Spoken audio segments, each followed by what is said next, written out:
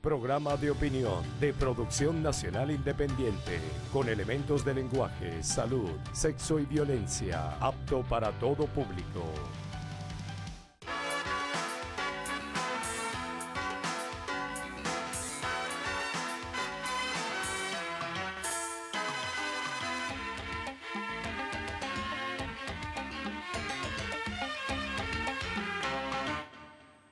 Amigas y amigos, insisto desde este programa en llamar a la dirigencia venezolana a la sindéresis, tanto a la del sector político como a la empresarial, a la representación de las distintas tendencias religiosas, sociales y gremiales del país. Tengo una posición política claramente definida, que no oculto y que por el contrario ratifico cada vez que es necesario hacerlo. Pero al mismo tiempo, mi visión del país va más allá de los límites de una parcela o de una definición ideológica. Y lo expreso de tal manera porque la actual situación de Venezuela exige ir más allá del ámbito restricto en que uno se mueve y piensa. Es tiempo de diálogo, de aproximaciones útiles, de tender puentes, lo cual no significa renunciar a la convicción propia. Se puede ser dialogante y al mismo tiempo defender con pasión una determinada ubicación en el espectro político e ideológico, porque la definición y defensa de las posiciones políticas individuales no implican renunciar a una evaluación amplia de la situación y de la concertación. En este sentido, hay actitudes incomprensibles, adoptadas por gente y dirigentes que deberían tener claro que la política es en esencia diálogo, que en las situaciones críticas se extrema la valoración de este dato fundamental. Hablar, intercambiar puntos de vista de manera racional y pacífica es fundamental. Hoy Venezuela requiere con urgencia de diálogo y del aporte de todos en el abordaje de los grandes temas nacionales. Para satisfacer así esta necesidad es clave contar con interlocutores válidos y confiables. Los que a priori rechazan el dialogar y se niegan a ser interlocutores es porque están en otra cosa y tienen ocultas en la manga cartas marcadas. Por ejemplo, algún plan fuera del contexto del Estado de Derecho y en contra de la Constitución Bolivariana de Venezuela. Los problemas de Venezuela son graves y no hay por qué ocultarlo, pero también tienen solución. Y esta solución depende de la decisión de cada venezolano. Los problemas que nosotros podemos resolver no los resolverán extraños. Hay que actuar hoy, al igual que en otras situaciones críticas lo hicieron otros con voluntad propia y espíritu patriótico. Pausa y al regreso converso con el diputado y dirigente nacional del PSUV, Pedro Carreño.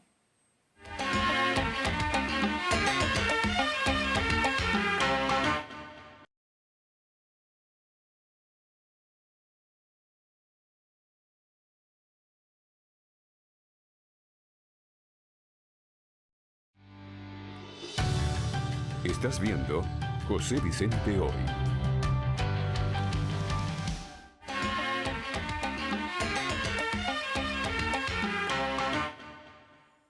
Mi invitado de hoy, Pedro Carreño, dirigente nacional del PSUV, diputado a la Asamblea Nacional.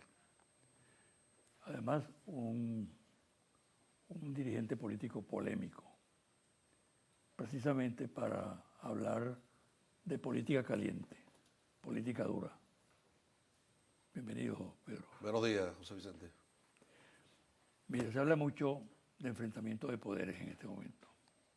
Por un lado la Asamblea Nacional, por el Legislativo, por otro lado el Ejecutivo Nacional y otros poderes del Estado. Realmente hay un choque de poderes en este momento en Venezuela.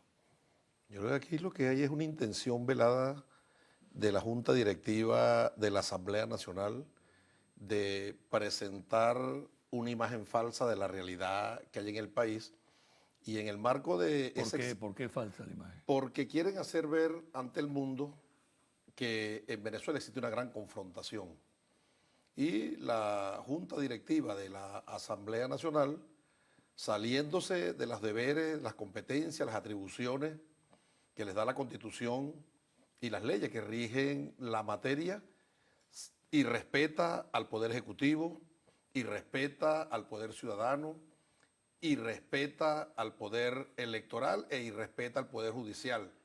Y más allá de eso, entonces, se subroga facultades que no tiene para decir que hay un conflicto de poder. Aquí lo que hay es un poder que se ha salido de la constitucionalidad, un poder que es el poder legislativo, se ha salido del Estado de Derecho, se ha salido de la democracia, y cada vez que intenta salirse, tenemos, gracias a nuestro comandante Chávez, que nos dejó como herencia histórica instituciones sólidas, entre ellas el Tribunal Supremo de Justicia, y se ha visto en la imperiosa necesidad de emitir sendas sentencias para meterlos otra vez por el redil de la democracia. La oposición sostiene que el poder atropellado aquí es precisamente la Asamblea Nacional por el Ejecutivo. La Asamblea Nacional tiene sus competencias claras, que es legislar y controlar. El ámbito legislativo está entre el artículo 202 y 218 de la Constitución, y el control político en el 187. No es competencia de la Asamblea Nacional subrogarse facultades que no tiene. Dice la misma Constitución, que en el artículo 137, que las competencias de los poderes son los que le da esta Constitución. Pero además el 138 establece como premisa fundamental que toda autoridad usurpada es nula y sus actos son ineficaces. Es decir, que cada vez que la Asamblea Nacional se subroga facultades que no tiene, es el Tribunal Supremo de Justicia, el intérprete de esta Constitución, quien debe establecer a través de una sentencia la omisión en la cual ha incurrido la Asamblea Nacional o el exceso, y meterlo otra vez por el camino. ¿Qué es lo que pasa y qué subyace detrás de todo esto, José Vicente? La Asamblea Nacional quiere generar un caos en el país, un escenario de caos, y a través de ese escenario de caos seguir abonando el terreno para la confrontación, para la violencia, y buscar en un estallido social a la usanza del 27 y 28 de febrero del 89, que no fue provocado por nadie, fue espontáneo, fue contra el neoliberalismo y los paquetes hambriadores. Entonces, lograr entonces una intervención extranjera. Fíjate, el 5 de julio, la conmemoración de esa fecha patria, plasmó una contradicción evidente, ¿no? Que coloca este debate, esto que estamos conversando hasta ahora, desde el punto de vista jurídico, como tú lo asumes, en otro terreno. De un lado, la Asamblea Nacional sesionando con un orador, Américo Martín, y del otro lado, el desfile militar. Eso genera una especie de dualismo. Por un lado, la civilidad en la Asamblea Nacional y el militarismo en los próceres. Eso no es cierto. No es cierto. Yo creo que pero ¿qué sentido tiene el manejo emblemático de esa situación? Yo creo que quieren hacer ver que la civilidad está del lado de la Asamblea Nacional, y yo creo que ahí es la irracionalidad.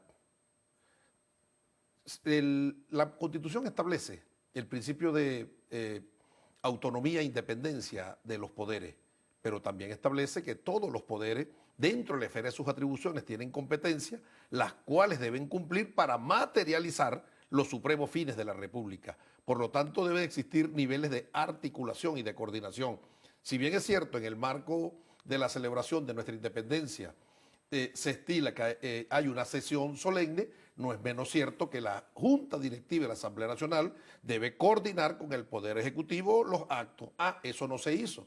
Ellos convocaron a la sesión a la misma hora que estaba previsto el desfile. Y con respecto a la actitud plañidera, llorantisca y quejumbrosa que asume el presidente de la Asamblea Nacional por no haber sido invitado, tú que fuiste canciller sabes que hay un principio de las relaciones internacionales que se llama la reciprocidad. Si la Asamblea Nacional no respeta al Poder Ejecutivo, si el presidente de la Asamblea Nacional no respeta al presidente de la República, pero por reciprocidad, este señor que se la pasa despotricando de la Fuerza Armada, ofendiendo a la Fuerza Armada, cuyo único pecado que comete a la visión de este presidente de la Asamblea Nacional, la Fuerza Armada, es que no se presta para sus más ruines planes antipatrias de golpismo, como es una Fuerza Armada patriota, que está consustanciada con su pueblo, con su gobierno, con su revolución, entonces la ataca, la agrede, la ofende y ahora quiere el muy caretabla presentarse en un desfile. Yo creo que es indigno el presidente de la Asamblea de estar en el Paseo Monumental de los Próceres, después que ha tratado a nuestros oficiales, a nuestras tropas, a nuestros soldados, de la manera que lo ha hecho. Pero eso que tú señalas, tenemos que vincularlo a un hecho muy importante que ocurrió aquí el 6 de diciembre pasado, que es lo que le permite a la oposición pasar a controlar un poder del Estado, la Asamblea Nacional, al obtener una elevadísima votación. ¿Qué lectura tú tienes de ese hecho? Lo primero De que la hay que votación establecer del 6 de diciembre. es que la oposición internacional se dio cuenta que a través de la implementación de las más palmarias manifestaciones de lo que es la democracia en el ejercicio de una campaña electoral, los llevaba de 19 elecciones en 18 derrotas. Y se salieron de ese procedimiento normal y se fueron por otros caminos. Es decir, que ellos utilizaron un escenario que no es el electoral que nosotros conocemos. Es un escenario de desestabilización, de guerra económica, de tratar de quebrarle la voluntad a nuestro pueblo con el hambre, privándolo de alimentos. ¿Cómo? Desenamorarlo, desencantarlo y con ello lograr desmoralizarlo para que algunos voten por la derecha y otros se desmovilicen y no votaran por la revolución. Es decir, que nosotros, yo asumo que pudimos haber fallado porque la batalla electoral del 6 de diciembre la llevamos a cabo en el marco de un escenario de la guerra convencional y ellos lo llevaron, se plantearon en la guerra no convencional. Nosotros debimos haber llevado nuestro escenario electoral en la guerra no convencional para estar en igualdad de condiciones y estoy seguro, José Vicente, que los resultados hubiesen sido otros. ¿Qué tanto influyó la polarización en ese resultado? Yo creo que aquí la polarización está clara en el país. La inmensa mayoría de nuestro pueblo está con la revolución bolivariana y por eso es que te digo que este mecanismo... ¿Por qué un sector importante del pueblo no votó en esta oportunidad como había votado antes por el chavismo? La guerra de cuarta generación, donde los tanques, los aviones, los misiles y los cohetes no son metálicos, sino informaciones que le van inoculando en la psiquis al pueblo, hace su trabajo, hace mella, desmoviliza, genera desasosiego, asusta al pueblo. Bueno, y en el marco de esas acciones se llevó a cabo el escenario electoral y además en el marco también de un gran fraude, generar las condiciones para un estallido social y además de ello entonces decirle al pueblo que la última cola sería el 6 de diciembre, generando una suerte de esperanza. ¿Tú no crees que esta situación que se plantea con un poder como la Asamblea Nacional de un lado, en forma agresiva, beligerante, porque realmente los que controlan la Asamblea Nacional hoy en día la asumen como una trinchera frente al otro poder o otro poder del Estado? Y del otro lado, el poder constitucional, que no revela que hay una confrontación aguda en el país que explica lo de que hay un choque de poderes. Yo creo que lo que revela la actuación aviesa de la Junta Directiva de la Asamblea Nacional es que estamos en presencia de un golpe de Estado continuado y que focalizar todo el esfuerzo y enfilar todos los recursos a las elecciones del 6 de diciembre, se plantearon el escenario de dar un golpe de Estado a la usanza de Honduras y de Paraguay y más reciente del Brasil. Teniendo una mayoría en la Asamblea Nacional, ellos pudieran entonces destituir al presidente de la República. Un golpe de Estado institucional. Se dieron cuenta que transcurrir del tiempo y tratando de implementar esta acción, se consiguieron con un muro de contención. Ese muro de contención se llama el Tribunal Supremo de Justicia. El Tribunal Supremo de Justicia, que cada vez que se salen del camino de la constitucionalidad, de la legalidad, de la democracia y del Estado de Derecho, emite sentencia. Es por ello que nosotros observamos que ellos utilizan 3 estrategias contra el Tribunal Supremo de Justicia. Primero, arremeter contra los magistrados intuito persona, para desmoralizarlo, para quebrarle el estado de ánimo y para amedrentarlo. Segundo, presentar una propuesta de reforma parcial de la ley orgánica del Tribunal Supremo de Justicia, a sabiendas que el artículo 204, numeral 4, le reserva la discrecionalidad de la iniciativa legislativa al Poder Judicial. Sin embargo, la presenta. ¿Qué contempla esta propuesta de reforma, José Vicente y pueblo de Venezuela? 2 aspectos. Primero, desaplicar la constitucionalidad en el proceso de formación de las leyes. Eso es una locura. Es decir, que las leyes que apruebe la Asamblea no tengan que pasar por el filtro de la constitucionalidad para que les aprueben todas las locuras que ellos tienen. Y segundo, cambiar la correlación de fuerzas del Tribunal Supremo de Justicia, la Sala Constitucional, que tiene dentro de la esfera de sus atribuciones la potestad facultativa de revisar sentencias de otra sala, actualmente tiene 7 magistrados, llevarlo a 8 y con esos 8 nuevos magistrados tienen la mayoría y pudieran materializar su golpe de Estado. No han podido. Los 6 meses que le dieron de plazo al gobierno del compañero presidente Nicolás Maduro fueron útiles y fueron hábiles para demostrar lo incapaces, lo maula, lo ineficiente y lo bueno para nada que ha resultado esta Asamblea Nacional, tanto para el país como para el pueblo, pero además de eso para la derecha internacional que albergaba esperanzas. Se está desmoralizando la oposición venezolana, se dieron cuenta que no sirven. Este tema del Tribunal Supremo es muy importante, ¿no? Por tanto, vamos a hacer una pausa y quiero que al regresar insistamos en el tema y le demos otros desarrollos.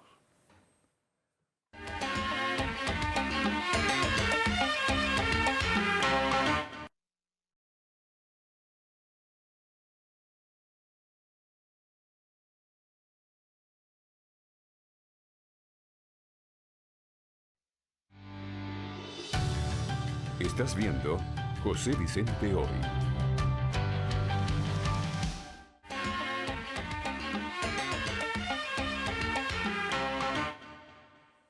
Pedro, la directiva de la Asamblea Nacional ha anunciado que van a designar próximamente nuevos magistrados. ¿Esto es un plan de provocaciones o forma parte de eso que tú llamas el golpe continuado? Sí. Te agrego lo siguiente. El presidente de la Asamblea, Ramos Ayub, ha insistido varias veces que tú visitas mucho el Tribunal Supremo, dando a entender con esto que eres un factor del Ejecutivo que estaba manipulando ya en el seno del Tribunal Supremo. Así estará su conciencia y así lo estarán atacando los nervios, que está como el picado de culebra. No puede un bejuco porque brinca. Está muy nervioso, está muy asustado. Eso, antes de entrar en materia sobre la pregunta, te voy a decir lo siguiente. Estos segundos 6 meses del año 2016, en ellos se inicia la cuenta regresiva de él. Es decir, que Obama, que tiene cuenta regresiva en este segundo semestre, porque el 8 de noviembre son las elecciones de Estados Unidos, no está solo. Ya tiene un acompañante en esta cuenta regresiva para ir a parar ¿dónde? En lo que decía nuestro amado comandante Chávez, al basurero de la historia. Con respecto a la situación de confrontación que quiere generar la Asamblea Nacional con el Tribunal Supremo de Justicia, porque se dio cuenta que allí hay un muro de contención que no le permite materializar lo que se ha conocido como el golpe institucional, repito, aplicado en Paraguay, en Brasil y en Honduras. Ellos buscan ahora cambiar la correlación de fuerza. Dentro de las competencias que tenía la Asamblea Nacional para el ejercicio legislativo 2010-2015, estaba previsto la designación de un grupo de magistrados. La primera pregunta que surge para recrear al pueblo venezolano sobre la utilización falsa de que fue inconstitucional la designación es la siguiente. La Asamblea Nacional estaba hábil para designar a los magistrados. El camarada Diosdado Cabello solicitó al Tribunal Supremo de Justicia un recurso de interpretación de la sentencia 220, del artículo 220, Y la sentencia 1758 del 22 de diciembre estableció que la Asamblea Nacional tenía facultades para legislar y ejercer facultades de control político hasta el día en que se juramentara la nueva Asamblea Nacional. ¿Qué procede allí? Bueno, lo que hizo el Tribunal Supremo de Justicia, emite una nueva sentencia estableciendo que el artículo 265 es el que se le aplica a los magistrados en ejercicio. Allí no aparece revisión, allí no aparece destitución, sino la palabra remoción, y para aplicar la remoción se requiere la concomitancia de 3 poderes: el Poder Judicial, que solicita, el Poder Ciudadano, que evalúa y califica, y la Asamblea Nacional, que es el Poder Legislativo y destituye. Estos señores quieren destituir a los magistrados, no teniendo cualidad ni teniendo competencia para ello. ¿Para qué? José Vicente, para convocar un nuevo comité de postulaciones judiciales y designar nuevos magistrados, y entonces ir por el mundo entero a decir: este Tribunal Supremo de Justicia es ilegal, porque los magistrados que deben estar allí fuimos los que designamos nosotros. Previendo esa situación, se emitió una sentencia del Tribunal Supremo de Justicia que establece que la Asamblea Nacional no tiene facultades para ello. Y repito, dice la Constitución que toda autoridad usurpada es nula y sus actos son ineficaces. Es como que si yo le dijera a un camarógrafo: usted está votado, se lo puedo decir, pero no tiene ninguna validez, no tiene carácter vinculante. Por lo tanto, esta acción de la Asamblea es inoficiosa. Ellos lo van a hacer para seguir montando su expediente contra el país. Es más, alguien pudiera decir, y yo he escuchado muchos camaradas, muchos compatriotas del chavismo revolucionario: qué brutos son los asesores de la derecha, qué brutos son los diputados, mira la ley que presentaron. No, no son brutos.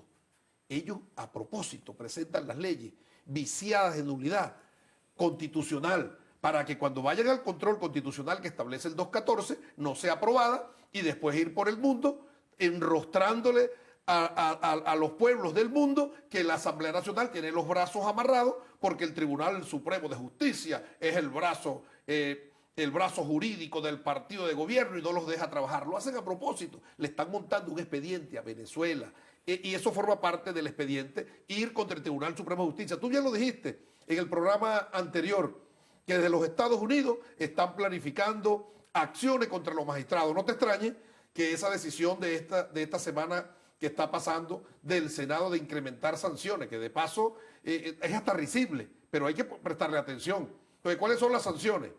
Le quitan la visa. Puedo decir una palabra: ¿cómo carajo le van a quitar la visa al que no la tiene? Le congelan las cuentas. ¿Cómo carajo le van a congelar la cuenta que no tiene allá? Ah, pero hay una acción mediática detrás de ello para decir: hay magistrados del Tribunal Supremo de Justicia que le quitamos la visa y le congelamos los bienes, y después sus acólitos en Venezuela, sus muchachos demandados, porque nuestra guerra no es contra Ramos Alú, nuestra guerra no es contra la Mesa de Unidad, nuestra guerra es contra el imperialismo, nuestra guerra es contra los enemigos históricos, los procesos de liberación nacional de nuestros pueblos. Estos son las marionetas, por lo tanto nosotros debemos enfilar nuestra batería y no perder el foco de que nuestro enemigo es quien mueve los hilos de esas marionetas, que son los verdaderos interesados en dar al traste con esta esperanza, son los verdaderos interesados en ponerle la mano a nuestra riqueza. El imperialismo, que no ve dictadura, no ve violación de derechos humanos, no ve violación de libertad de expresión, no ve narcotráfico en países que no sean petroleros. Puro países petroleros para satanizarlos, estigmatizarlos, criminalizarlos y hacer entonces creíble la tesis de la invasión como un mecanismo de salvación del planeta. Ahora bien, Pedro, asumo aquí el papel de abogado del diablo. Si una atribución fundamental de la Asamblea Nacional es legislar, es decir, aprobar leyes, ¿cómo se le puede cuestionar que apruebe leyes? Ellos pueden aprobar, sancionar todas las leyes, pero el proceso de formación de la ley está aquí dentro del artículo 202 y el artículo 218. Pero además de ello, en el texto de la Constitución están las líneas gruesas del país. Esta es una democracia constitucional. Esta es la ley rectora, la ley madre. No puede existir una ley orgánica o alguna ley especial que colida con el texto de la Constitución. Dice en la protección de la Constitución, el último artículo de esta Constitución, que todas las leyes que colidan con la Constitución son inconstitucionales. Ahora, ¿de quién es esa competencia de declarar inconstitucionales las leyes? Dice el artículo 214 de la Sala Constitucional del Tribunal Supremo de Justicia. Ellos legislan. Esa ley, la ley de amnesia criminal, que se constituyó en una suerte de confesión de parte de la comisión de todos los delitos que se han acaecido desde el año 2000 hasta la fecha, y le pusieron continuará porque sabían que iba a continuar cometiendo delitos para tratar de subvertir el orden interno y tumbar al gobierno. Esa ley es inconstitucional. ¿Quién ha visto una ley que deje impune delitos de derechos humanos, de narcotráfico, de corrupción? Ellos lo hicieron, porque ellos cumplen los dictámenes que le dan. Nosotros lo hemos dicho, esa derecha que está allí hace la política de la rocola. Alguien te podría responder, alguien que discrepe las opiniones tuyas. ¿Pretende el gobierno imponerle la agenda a la Asamblea Nacional? La agenda legislativa es competencia directa del Parlamento, pero no es óbice para que el presidente de la República, una vez que sea sancionada la ley y sea remitida para su promulgación y publicación en Gaceta Oficial, la remita a la Sala Constitucional para que se pronuncie en torno a la constitucionalidad de la misma. Y si está viciada de nulidad, simple y llanamente la ley se engaveta. Solo nosotros le pedimos a la Asamblea Nacional, esta Asamblea Nacional, la de Coburguesa, que cumpla con sus responsabilidades de control político que le establece el 187 y legislativo. La Asamblea legisla, pero ¿quién implementa? El Ejecutivo. No puede legislar la Asamblea Nacional para hacer lo que ellos crean. No, hay que articular con el Poder Ejecutivo. Hay una sentencia, la sentencia número 9 del Tribunal Supremo de Justicia, que le recuerda a la Junta Directiva de la Asamblea Nacional que tienen que articular con el vicepresidente de la República todas las materias concurrentes. Y una de las materias concurrentes es la materia legislativa, con coordinar y articular con el Ejecutivo cuáles son las leyes que se requiere reformar total o parcialmente, cuáles son las leyes que se requiere derogar o cuáles son las nuevas leyes que se requieren para avanzar en la construcción de un nuevo modelo de país que nosotros queremos. ¿En función de qué? Del modelo de país que está expresado en esta Constitución. Fíjate, Pedro, uno deduce de lo que tú planteas, que en este contexto peligra la institucionalidad democrática del país. Y en ese sentido se asoman algunas opciones. Por ejemplo, insurrección popular debido al desabastecimiento y el alto costo de la vida. Segundo, golpe militar. Tercero, una mezcla de insurrección popular con participación de elementos de la Fuerza Armada Nacional. En ese cuadro, ¿qué puede ocurrir? ¿Qué se puede dar? ¿Están conscientes ustedes de ese peligro, de ese riesgo? ¿Toman previsiones hoy en día suficientes? Claro, yo creo que cuando yo te digo que estamos en presencia de un golpe de Estado continuado, es porque la derecha reaccionaria que hace vida en la Asamblea Nacional y sus amos que mueven los hilos de estas marionetas se dieron cuenta de la incapacidad, la ineptitud, la inoperancia del Parlamento y andan buscando entonces exacerbar los ánimos en la población venezolana para generar un estallido social. El presidente Nicolás Maduro le dio la oportunidad estelar a este Parlamento de reencontrarse con el pueblo venezolano cuando le mandó el decreto de estado de emergencia. La Asamblea Nacional lo negó, pero en contraposición de ello, aprobó 4 proyectos de acuerdo de emergencia humanitaria. Apelamos a nuestra memoria cuando el jefe del Comando Sur anterior, John Kelly, dijo que tenía un devocional con Dios y una pose muy acartonada de televisión. Entonces establecía que era su preocupación porque en Venezuela estaban pasando hambre y si se generaba una crisis humanitaria, el Comando Sur tenía que tener los planes listos para venir a traer agua, alimento y medicamentos. ¿De cuándo acá el Comando Sur y la OTAN van a los pueblos a llevar agua, medicamentos y alimentos? Y el nuevo jefe del Comando Sur, el almirante Kurtik, envió al Senado norteamericano la solicitud de recursos para tener el apresto operacional del Comando Sur y entre los escenarios establece Venezuela. Por lo tanto, ¿cuál es el requisito que exigen ellos? la crisis humanitaria. Aprobaron un proyecto de acuerdo de crisis humanitaria en alimentación, otro en salud, otro en seguridad ciudadana, y luego entonces los llevan al Comando Sur. Es lo mismo que establece Almagro. Ahora, cuando uno revisa el informe de los 120 páginas de Almagro y los argumentos que establece la derecha en la Asamblea para aprobar los proyectos de acuerdo, idénticamente igual a la exposición de motivos que presentó el compañero presidente Nicolás Maduro para que le aprobaran la emergencia económica. Sí están conscientes de que estamos en presencia de una emergencia económica y que se requiere tomar medidas especiales y dotar al Ejecutivo de un haz de leyes que sean hábiles y útiles para enfrentar la crisis. Pero ellos se van por el camino de la insurrección, por el camino del golpe de Estado, de manera tal de entregar el país a potencias extranjeras y no colaborar con el gobierno venezolano, que está haciendo un esfuerzo titánico para resolver la crisis. ¿Tú crees que lo que dices, que estás diciendo en este momento, ensambla con el fracaso que tuvo la oposición en la reciente reunión de la OEA, cuando no se aprobó la aplicación de la Carta Democrática? Y además con la manera como se está manejando el tema del revocatorio, que prácticamente no existe posibilidad de realizarlo.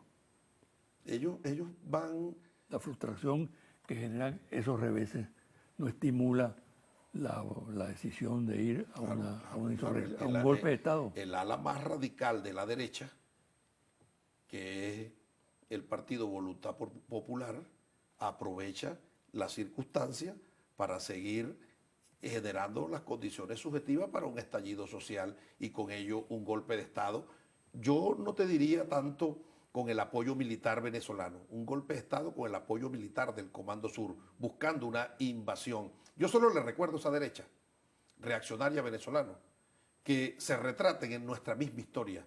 Los golpistas del 11 de abril estaban, José Vicente, convencidos, y tú lo sabes porque conversaste con ellos en el Ministerio de la Defensa, convencidos de que había llegado la hora de tumbar a Chávez y que con la bendición de los Estados Unidos era indubitable esa acción. Es decir,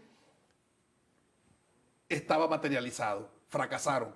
Los trabajadores de PDVSA, los traidores a la patria que se hacen llamar gente del petróleo, esos 19.500 trabajadores, los convencieron, les dañaron la psiqui, que con esa acción iban a tumbar al gobierno.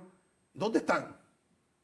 Los militares que se fueron a Altamira le dijeron, ustedes se van allá y no se van de la plaza hasta que no caiga el presidente Chávez, que él va a caer. Utilizaron hasta Gobella para que matara a alguno de los que estaba allí. Cuando se hizo la prueba balística de los heridos de la plaza Altamira, resulta que tenían heridos con más de 5 armas de fuego. ¿Qué quiere decir eso? Que los militares de Altamira esgrimieron sus pistolas, sus armas de fuego para atacar y agredir a los que los apoyaron a ellos. ¿Dónde están ellos? Victimizándose en el mundo entero. Y luego la salida de Leopoldo López. Y ahora victimizándose también. Estos van para allá. Se montan en esa aventura y después no se vale pedir tiempo. Esta revolución es invencible. Che Guevara dijo, José Vicente, una revolución para que sea verdadera debe triunfar, y esta revolución bolivariana y chavista es verdadera y triunfará. Te pregunto, Pedro, ¿toda la oposición es golpista? Todo. Porque las ansias de poder los han llevado a niveles de enfermedad de su psique, los alienaron. Y el que está alienado pierde la capacidad de síntesis, de análisis, de interpretación y se constituye un mero ente repetitivo de los lineamientos que le den. Ellos lo que tienen es ansias de poder. ¿Poder para qué? Habrá que preguntárselo a los supuestos rebeldes libios. ¿Dónde están? Conformándose en el ISI porque le trajeron un presidente. A los yernos de Saddam Hussein, que los paseaban por todo el mundo, despotricando sobre el gobierno de Saddam Hussein y violaciones de derechos humanos y otros inventos más. ¿Dónde están? ¿Están gobernando? Los desaparecieron, José Vicente. A los que empezaron allá a meterse contra los talibanes en Afganistán, ¿están gobernando? Ninguno. Y esa misma suerte va a correr la derecha. Ellos no saben con quién se aliaron. Se aliaron con el imperio norteamericano, que no tiene valores, no tiene principios, no tiene moral, no tiene palabra, porque para ellos lo más importante es el interés nacional, su New Deal. En medio de este cuadro que tú pintas, hay un espacio para el optimismo. El presidente Maduro le ha tendido puentes de plata y le han lanzado alfombras rojas para que vengan al diálogo. Ellos, obviamente, como creen que están en una oportunidad para tumbar al gobierno y saben que no hay un mecanismo más expedito para el entendimiento, para lograr normas de convivencia, que el diálogo, no lo van a aceptar porque ellos no quieren convivencia, ellos quieren caos y sobre el caos generar el golpe de Estado por cualquiera de los tres escenarios que tú planteaste. Bueno, muchas gracias. ¿Sabes? Gracias a ti, José Vicente. Mucha suerte. Una pausa y a regresar a los confidenciales.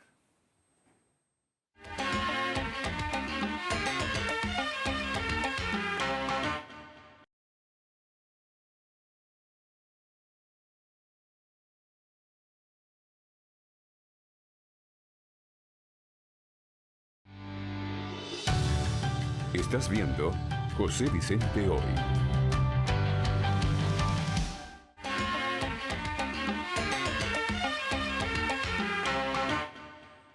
Y ahora los confidenciales.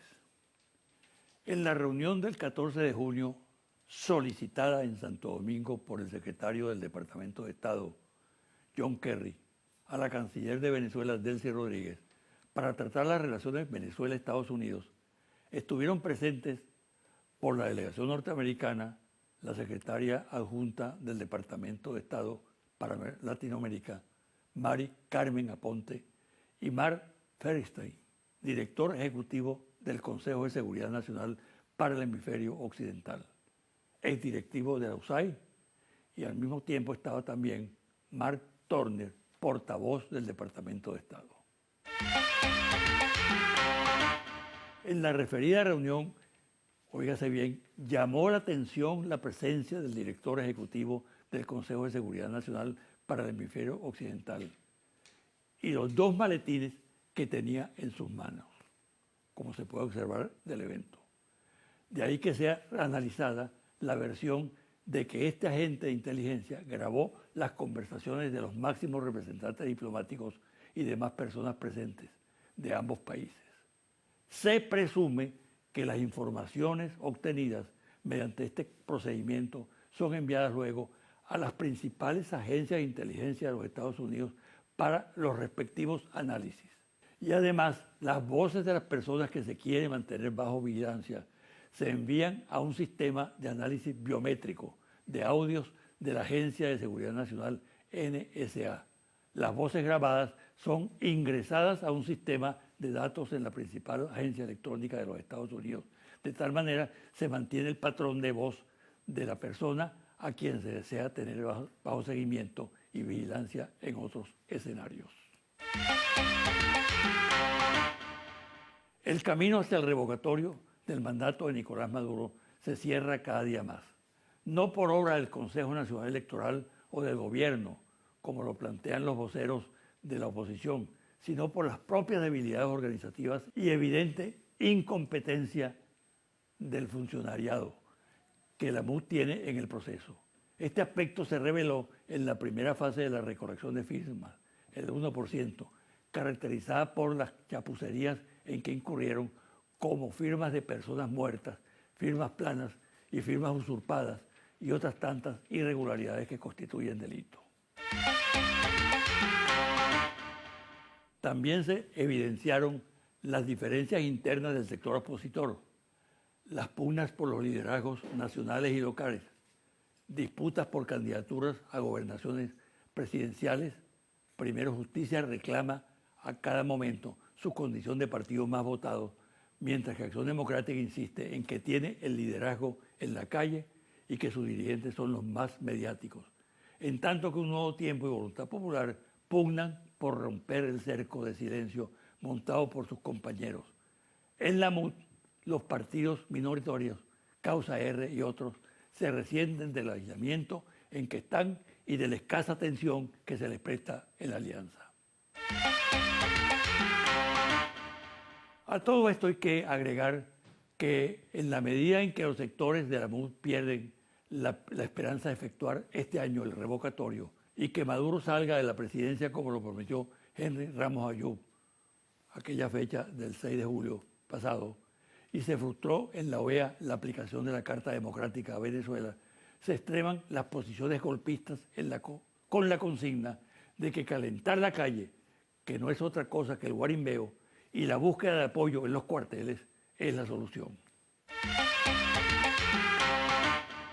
Esta actitud extrema, que se acentúa día tras día al calor de la decepción que provocan en sectores radicalizados de la oposición los errores de la MUD, en particular la no fijación de una clara línea democrática, estimula las posiciones violentas y el rechazo al diálogo, lo cual conduce a una fuerte reacción del gobierno y del chavismo en defensa de la institucionalidad democrática.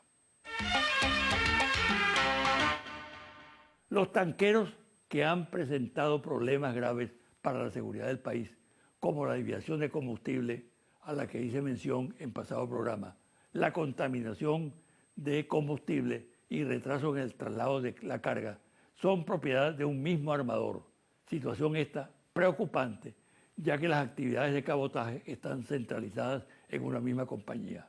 Aparte de las embarcaciones implicadas en los hechos señalados, el armador en cuestión también es propietario de las unidades Clarity y Dignity, lo cual significa que en caso de presentarse una delicada eventualidad que comprometa la seguridad nacional, el mercado local dependerá de un solo armador, lo que no garantiza la eficiencia de las operaciones. Confidencial al cierre. Monitor País Interlace Confidencial Reporte Ejecutivo. Ficha técnica 1580 entrevistas directas en hogares en todo el país del 26 de junio al 5 de julio 2016.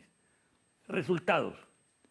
¿Qué piensan los venezolanos acerca de la OLP y los CLAP? El gobierno nacional estableció un nuevo sistema de abastecimiento de alimentos para entregar bolsas de comida, casa por casa, en los barrios populares. ¿Usted está de acuerdo o en desacuerdo con esta medida? De acuerdo, 56%. En desacuerdo, 42%. No sabe, no contesta, 2%.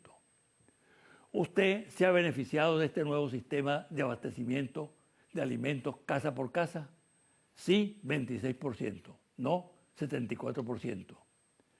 ¿Qué tan efectivo cree usted que es este nuevo sistema para resolver el problema del desabastecimiento de los alimentos?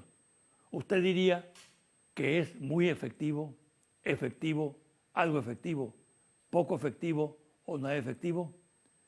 Muy efectivo, 7%. Efectivo, 13%. Algo efectivo, 21%. Poco efectivo, 26%. Nada efectivo, 31%. No sabe, no contesta, 2%. Recientemente el gobierno del presidente Maduro implementó la nueva fase de la Operación de Liberación y Protección del Pueblo, OLP, para combatir la delincuencia y la inseguridad. ¿Usted está de acuerdo o en desacuerdo con este plan? De acuerdo, 82%. En desacuerdo, 16%. No sabe, no contesta, 2%. ¿En qué medida considera usted que esta nueva fase de la OLP será efectiva para combatir la delincuencia y la inseguridad? Muy efectiva, efectiva, algo efectiva, poco o nada efectiva, muy efectiva, 9%, efectiva, 31%, algo efectiva, 19%, total, 59%, poco efectivo, 20%, nada efectivo, 18%, total, 38%, no sabe, no contesta, 3%. Hasta aquí el programa de hoy. Me despido hasta el próximo domingo a las 9 de la mañana por este su canal Televen.